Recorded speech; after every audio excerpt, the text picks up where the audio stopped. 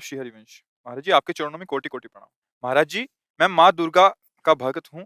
माँ दुर्गा के दर्शन करना चाहता हूँ। तो मैं क्या करूँ कि वो जल्दी आ जाएँ महाराज जी? जब बच्चा माँ की गोद में बैठना चाहता है तो सबसे पहला उसका कार्य होता है खिलौने खेलना बंद करता है। माँ उसके पास खिलौने भेजती है।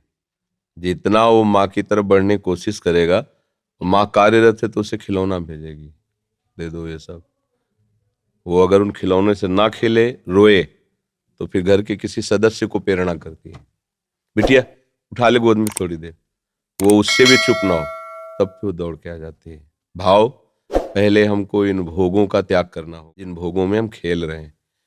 फिर हमारी अनुकूल मांगे हमारे सामने आएंगी, माँ से ना मिलने के लिए बाधा बनकर। हम उन मांगों को भी जो सोचा था, चाहा था, वो मिले, पर हम उसे स्वीकार न करें और रोते ही रहें, तो फिर माँ नहीं रुक सकती। वो तो वात्सल्य में कुपुत्रो जायते क्वचिदपि कुमाता। भोगों का त्याग करो और उनकी शरण में होकर के अंदर से उनके नाम मंत्र, उनके विज्ञ जो महापुरुष जन है उनसे मंत्र लेकर और उनके भावना से भजन करो, नाम जप कीजिए और लक्ष्य बनाइए कि देवी जो सर्वभूतों में व्याप्त शक्ति है, मैं उसका अनुभव करना। पर उनके आने के लिए जो स्वागत तैयारियां करनी है वो हमें करनी होगी।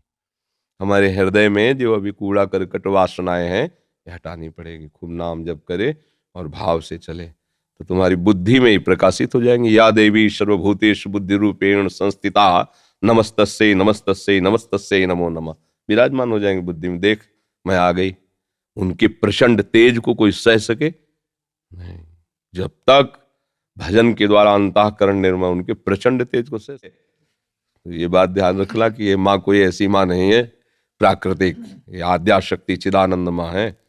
ये ऐसे थोड़ी सी चुनरी और नारियल चढ़ाने से तुम्हारी कामनाओं की तो पूर्ति कर देगी, लेकिन साक्षात्कार होने के लिए फिर अपना अस्तित्व मिटाना होगा, अपने अस्तित्व का बलिदान करना होगा। अस्तित्व का बलिदान, पूर्ण समर्पण और उन्हीं का केवल चिंतन, आ जाएंगे, क्योंकि वही है, दूसरा कोई है नहीं।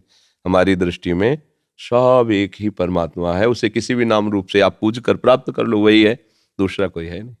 समझ गए? महाराज